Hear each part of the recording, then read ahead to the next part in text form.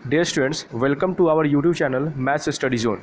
तो हम लोग क्लास 12 का चैप्टर मैट्रिक्स जो है हम लोग का स्टार्ट है। So we will continue that one. So previous part में जो है हम लोग properties of scalar multiplication of matrix, कोई मैट्रिक्स दिया हुआ है उसमें कोई कांस्टेंट से मल्टीप्लाई करते हैं तो किस तरह से किया जाता है और उसका डिफरेंट प्रॉपर्टीज़ हमने देखा था। सो हम लोग आज जो है उसके फर्दर आगे कॉन्सेप्ट पढ़ेंगे। सो ये क्वेश्चन भी हम लोगों ने किया था। नाउ आज है that is subtraction of matrix. Matrix का सब्ट्रैक्शन कैसे करते हैं, दो मैट्रिक्स को कैसे सब्ट्रैक्ट करते हैं। तो पहली बात तो सब्ट्रैक्शन जो है, subtraction is nothing but it is a part of addition. एक तरह से क्या है, एडिशन का ही पार्ट है सब्ट्रैक्शन। जैसे कि सपोज अगर हमें ये पूछा जाए कि 8 में से 3 को सब्ट्रैक्ट करना है, 8 में से 3 को सब्ट्रैक्ट करना है, या फिर इसी को कोई ये भी तो बोल सकता है कि 8 में ऐड करना है -3। तो दोनों क्या है, एक ही चीज़ है, राइट। दोनों में एक ही चीज़ है क्योंकि दोनों का वैल्यू कितना आएगा, +5 ही आना है, राइट। तो हम क्या कर सकते हैं, जो माइनस साइन रहता है सब्ट्रैक्शन का उसको प्लस करके और निगेटिव को उस पार्टिकुलर नंबर से मल्टीप्लाई करके लिख सकते हैं, राइट। तो यहाँ भी कुछ उसी तरह से होगा मैट्रिक्स में।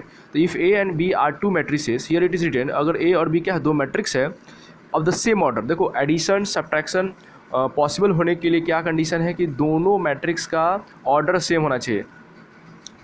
Then the subtraction of matrix B from A is denoted by A minus B. तो दो मैट्रिक्स का जो सब्ट्रैक्शन होगा that is A minus B, कुछ इस तरह से डिनोट किया जाता है।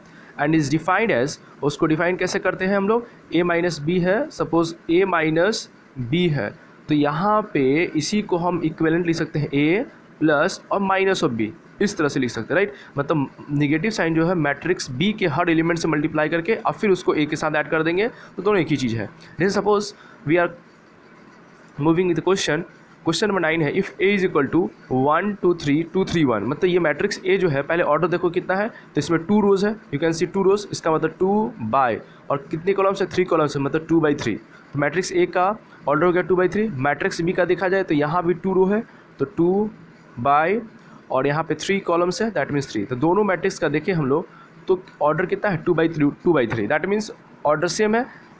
देन हम लोग क्या करेंगे, इसका सब्ट्रैक्शन प्रोसीड करेंगे। तो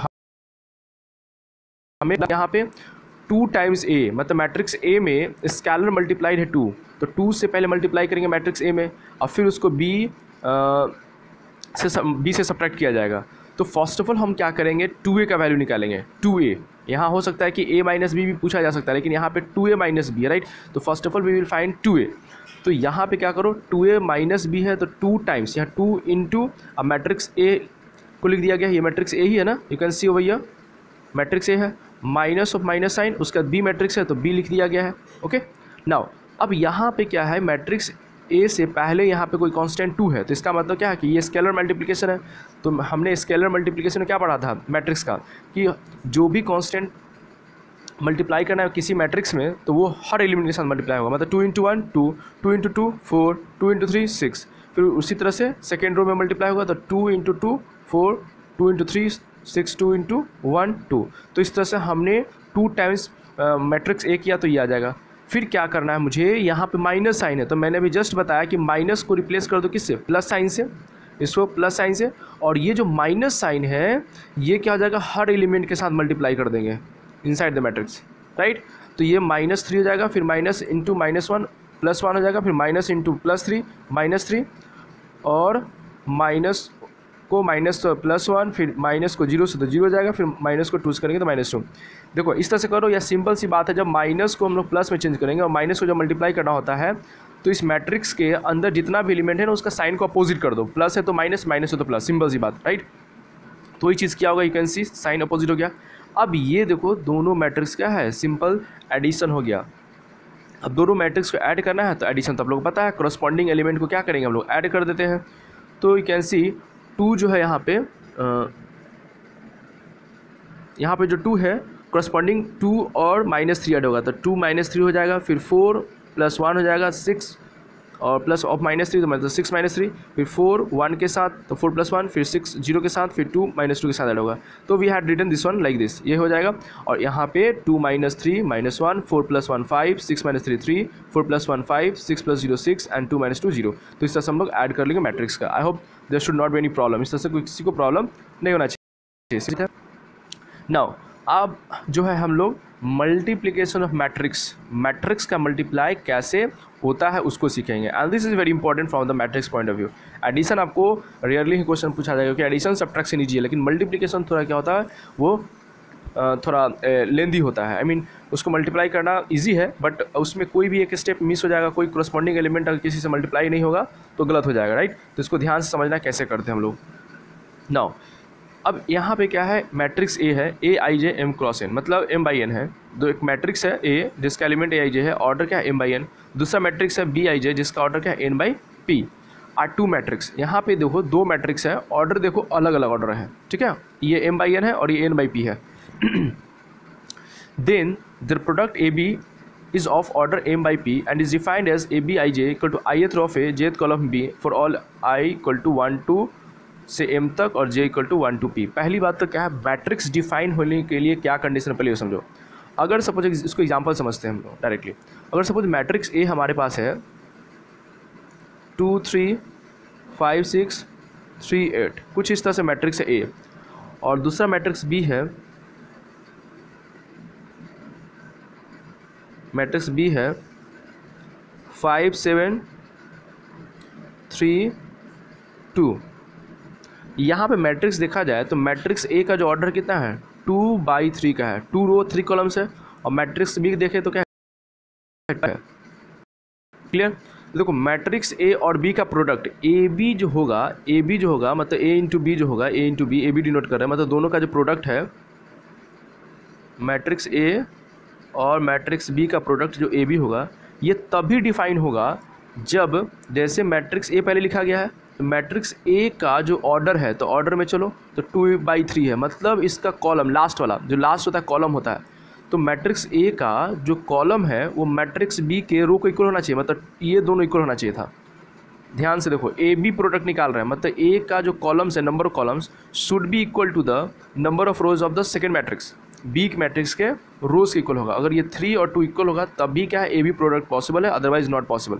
तो यहाँ पे देख सकते हैं ये 3 है, यहाँ पे 2 है, क्या इक्वल है, नहीं है, तो इसका मतलब ए बी का प्रोडक्ट पॉसिबल नहीं है, यहाँ पे मल्टीप्लिकेशन इससे पॉसिबल नहीं है, क्लियर। जैसे सपोज एक और एग्जाम्पल समझते हैं।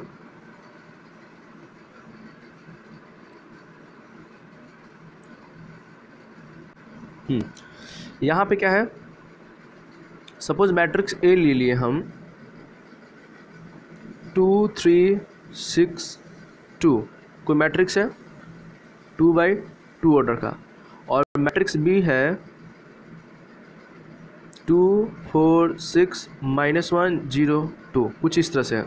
मैट्रिक्स ए है 2/2, मैट्रिक्स बी है 2/3। यहाँ देख सकते हो मैट्रिक्स बी में 2 रोज है और 3 कॉलम्स है, तो इसका मतलब कि 2/3 हो जाएगा। मैट्रिक्स ए में 2 रोज 2 कॉलम से 2/2 हो जाएगा। अगर सपोज ए बी प्रोडक्ट निकालें तो ए बी प्रोडक्ट निकालेंगे, मतलब मल्टीप्लिकेशन करेंगे ए बी का, तो हमने कंडीशन क्या है, हमारा कंडीशन क्या है कि मैट्रिक्स ए का जो पहले है, मैट्रिक्स ए का जो कॉलम्स है वो मैट्रिक्स बी के रोज के इक्वल होना चाहिए। तो मैट्रिक्स ए का कॉलम्स कितना है 2 और मैट्रिक्स बी का रोज कितना है 2, तो ये दोनों इक्वल है, इसका सेकेंड इसका फर्स्ट इक्वल है, करेक्ट है। तो इसका मतलब कि यहाँ पे प्रोडक्ट पॉसिबल है, यहाँ पे क्या है पॉसिबल है, राइट, करेक्ट। अब बी ए अगर सपोज ये तो ए बी था, अगर बी ए पूछा जाता तो ये पहले बी और फिर ए, पहले बी और फिर ए,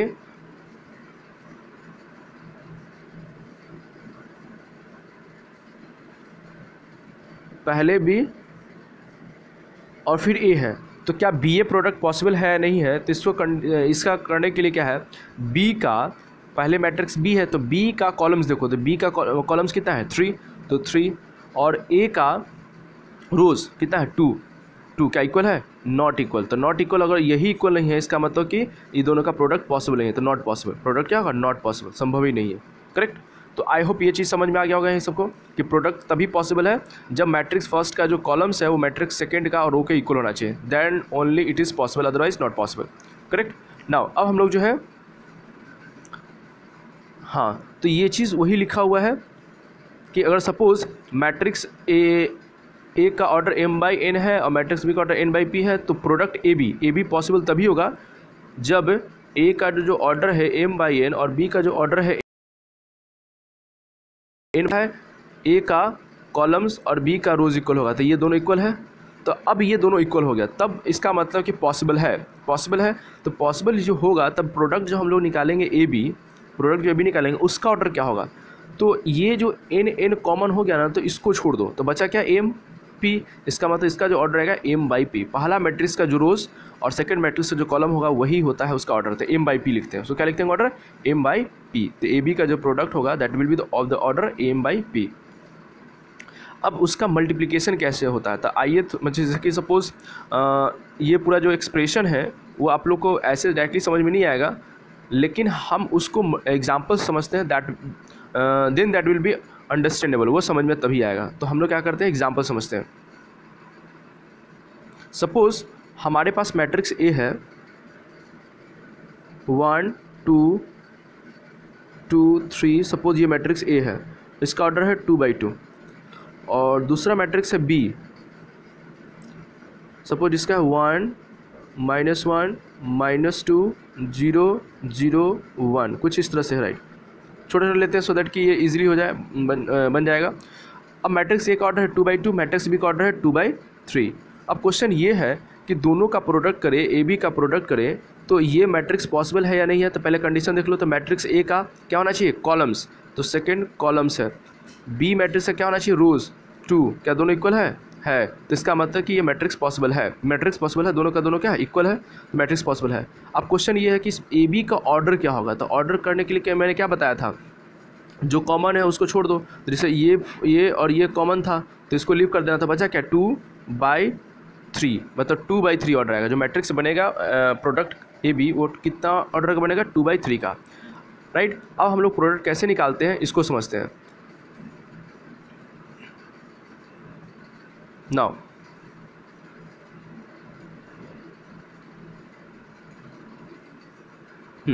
तो ए बी इक्वल टू जो प्रोडक्ट होगा वो हम कैसे लिखेंगे, कैसे निकालेंगे। तो देखो कलर से इसको करते हैं।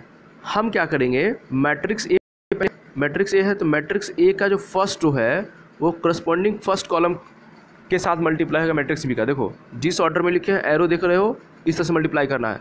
मतलब कि मैट्रिक्स ए का A11 एलिमेंट, A11 मतलब फर्स्ट टू फर्स्ट कॉलम जो मल्टीप्लाई होगा वो किसके साथ मल्टीप्लाई होगा, A11, तो वो B11 के साथ मल्टीप्लाई होगा। देखो इसको हम लोग फर्दर क्या करते हैं, समझने के लिए दूसरा कलर से शो करते हैं। सपोज ये जो है इसके साथ मल्टीप्लाई होगा, करेक्ट। तो हम क्या करेंगे, मल्टीप्लाई कर लेते हैं उसको। तो ये कितना हो जाएगा, 1 into, let me change the colour,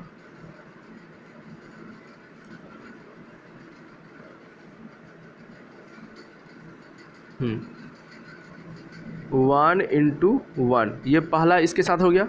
फिर क्या करेंगे, प्लस ये जो है इसके साथ मल्टीप्लाई होगा, प्लस फिर क्या है 2 जो है ये 2 जो है ये 2 -2 के साथ मल्टीप्लाई होगा, ठीक है।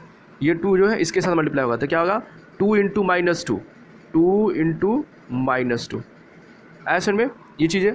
तो अब इसको क्या है इस तरह से लिखेंगे। फिर इसका मतलब कि मैट्रिक्स ए का जो फर्स्ट रो है इसका जो है मैट्रिक्स बी के फर्स्ट कॉलम के साथ मल्टीप्लाई हो गया, राइट। अब क्या करेंगे, फर्दर हम प्रोसीड करेंगे, फर्दर प्रोसीड करेंगे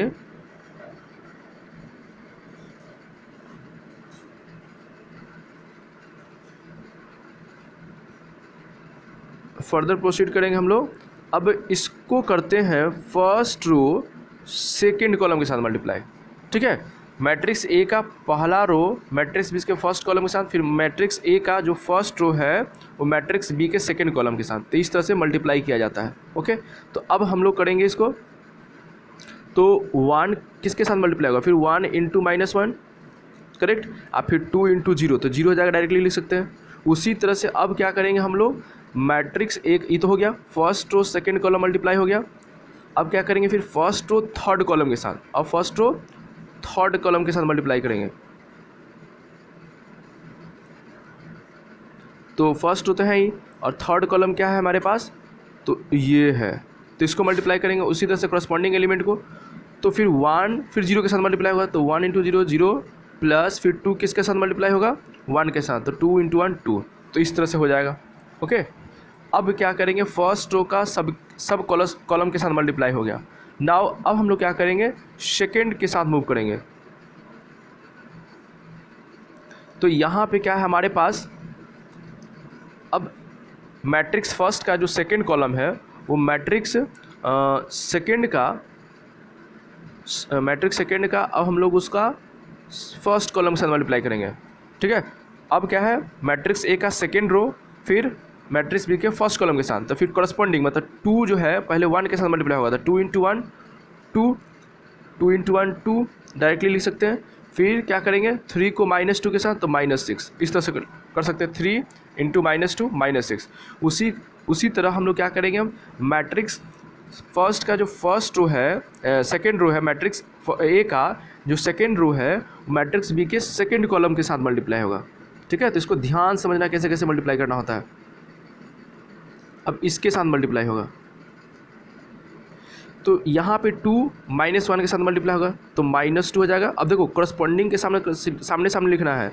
ठीक है, तो -2 फिर 3 0 के साथ 0, फिर इसका मतलब कि मैट्रिक्स ए का जो सेकेंड रो था वो मैट्रिक्स बी के सेकेंड कॉलम के साथ मल्टीप्लाई हो गया।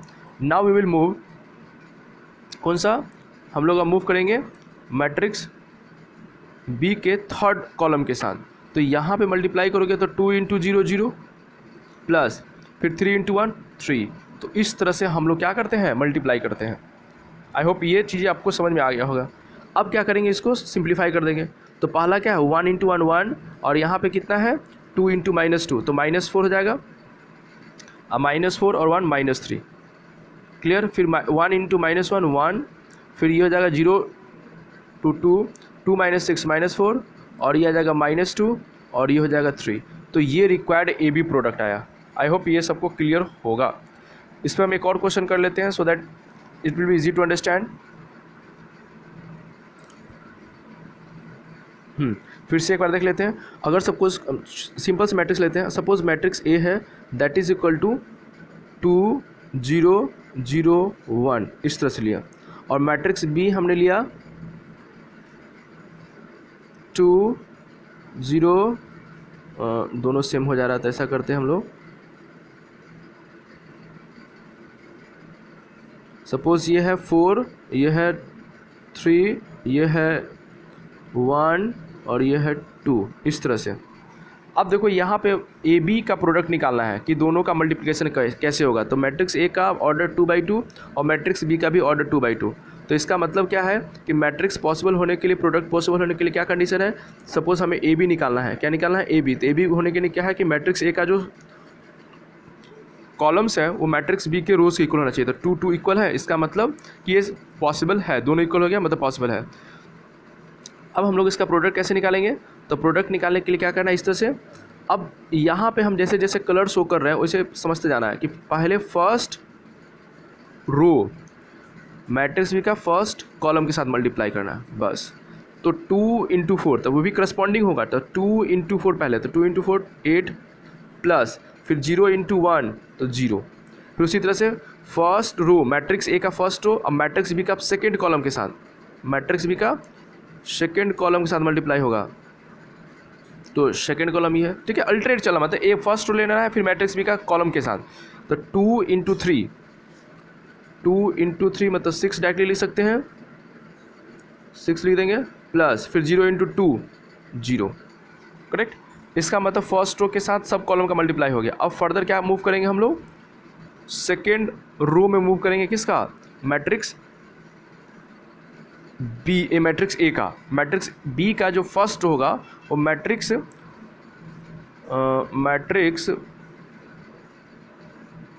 सॉरी ये सब डिलीट हो गया। फिर से हम इसको देख लेते हैं एक बार, फिर से लिखते हैं। मैट्रिक्स ए सपोज है 0 2 1 4 और मैट्रिक्स बी है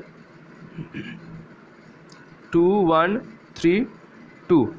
अब इसमें ए बी निकालेंगे तो पहली बात तो ऑर्डर आप लोग चेक कर लेना, 2/2 है, इसका भी ऑर्डर 2/2 है।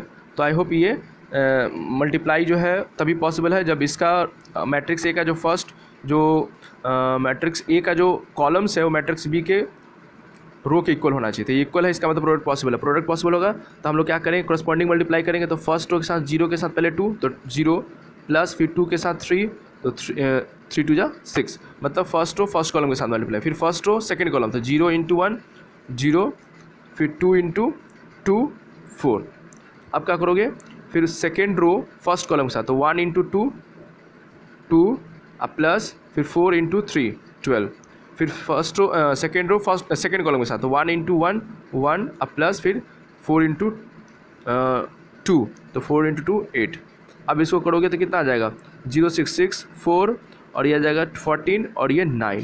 ठीक है, तो इस तरह से हम लोग क्या करते हैं, मल्टीप्लाई करते हैं ए बी को। तो आई होप ये समझ में आ गया होगा। तो इसीलिए कितना भी ऑर्डर का रहेगा तो हम लोग इसको कर लेंगे, राइट ना। अब मूव करते हैं हम लोग,